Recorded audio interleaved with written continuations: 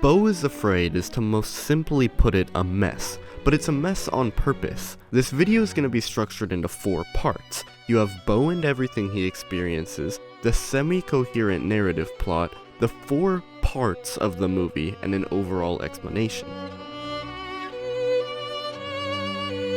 Everything we see is through Beau's perspective, his perspective being a highly paranoid, anxiety-ridden, schizophrenic perspective.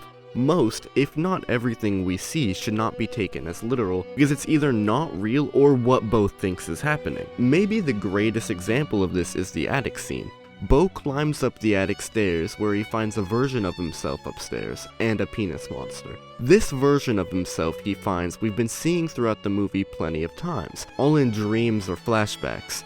Of course, this isn't real, it's a metaphor. His mom has been so overbearing, so manipulative about how Beau should act, having quote-unquote correct and incorrect ways to show love, as told by Beau. So this clone that Beau finds upstairs, chained and malnourished, is his confidence. It's everything his mom has tried so hard to keep pushed down. And the penis monster? Beau never knew his father. All he really knows is his father was negative in his mother's life and died because of his penis. So Beau has him, even more than his clone, tucked behind darkness. Obviously a giant penis is completely crazy, but it makes sense in a way. Remember, we can't really take anything literal in this movie. Beau as a character is never really expanded upon. We learn he has mommy issues, mental illnesses, and a few other things, but for being the main protagonist, he's pretty one note. Especially with the only emotion he really gets to portray is fear and worry. There's an exception to this though.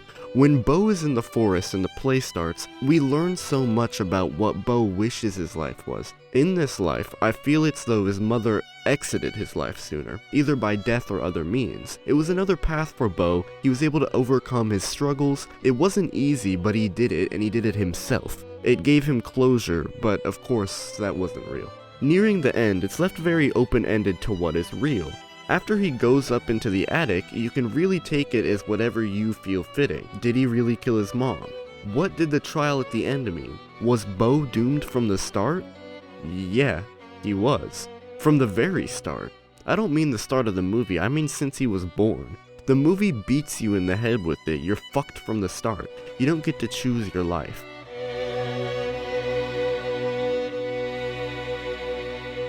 The most basic description of the plot is, Beau is going on a trip to meet his mom, and it goes off the rails.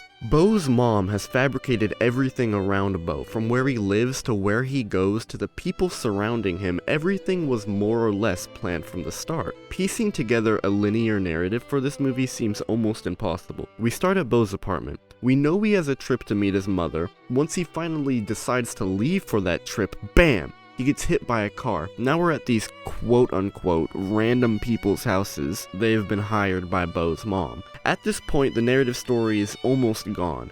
He then gets a phone call explaining he needs to get there ASAP. I struggle to believe that any part in the forest was ever real.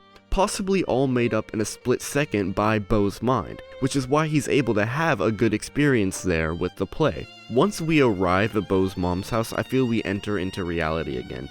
Up until the attic, a metaphor for his own head, he discovers truths about himself. This is when we have to decide what the end means. Did his mom really die? Let's say for the sake of this example, she did. The trial at the end isn't literal. It's a visual representation of Beau's guilt. He drowns in his own guilt. His mother died, and even though she was abusive, he still carries all this guilt and trauma with him until the moment he dies, or in this case, sinks.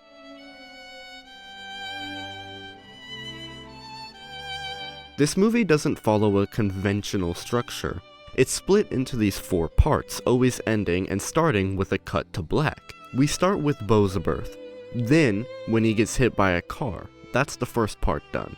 The second part is everything in the house, until Beau eventually gets hit on his head. All of the forest is part 3, the play and the eventual shootout.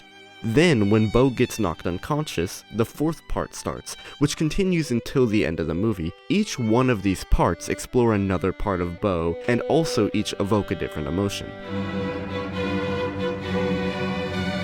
As a whole, this movie from the start explains everything it needs to for you, so you can have the understanding going in for a basic plot. Most other things are left up to interpretation though.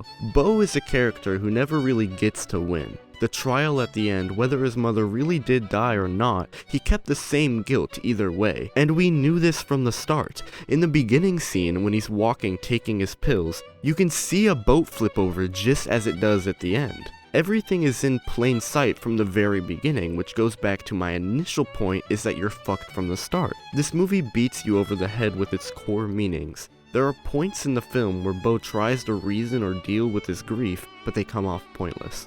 This movie is very controversial. Many people hated it. I loved it, I really did.